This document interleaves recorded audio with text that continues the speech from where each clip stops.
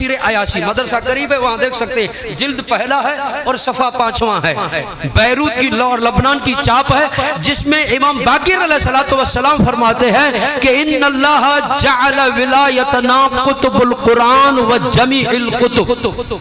फरमाते हैं हमारी विलायत को अल्लाह ने कुरान का कुतुब करार दिया है। क़िबला मुबशिर साहब जब लुगत में देखेंगे इस कुतुब की माना जो है काफ कलम तोयता है बेबिस्मिल्लाह।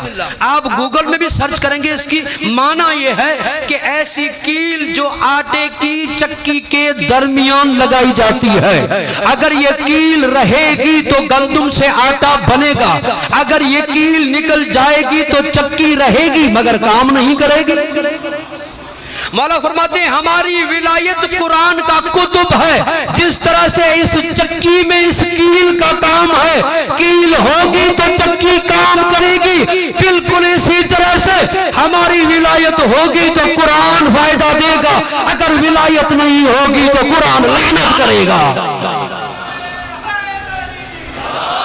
इन्नल्लाह जअल विलायतना कुतुबुल कुरान व जमीउल कुतुब। अब वो रवायत जो पढ़ रहा था, जनाब पैगंबर कहते हैं कि मैं मौला अली अलैहिस्सलातु वस्सलाम के साथ नमाज फजर पे मस्जिद की तरफ जा रहा था। आगे मौला, पीछे गुलाम, आगे आगे जा रहे थे मेरे मौला नक्शे कदम पे चलते हुए कंबर जा रहे थे। एक कारी कुरान बहुत अच्छा कुरान पढ़ रहा था। मैंने कहा कि मौला कितना अच्छा कुरान पढ़ रहा है। मौला ने मुस्कुरा कर फरमाया ये जहन्नमी है, जहन्नम में जाएगा। मेरे हैरत की इंतहा न रही, मैं मस्जिद में गया, नमाज पढ़ी। जब मेरे मौला मिंबर पर आकर मसाइल बयान करना शुरू किए तो छुपते हुए मैं एक कारी कुरान के दरवाजे पर गया, धक्कुल बात किया, दरवाजा खुला। मैंने कहा कितना अच्छा कुरान पढ़ते हो। कहने लगा अल्हम्दुलिल्लाह कितनी अच्छी आवाज है, का सुभान अल्लाह। मैंने कहा अली को पहचानते हो?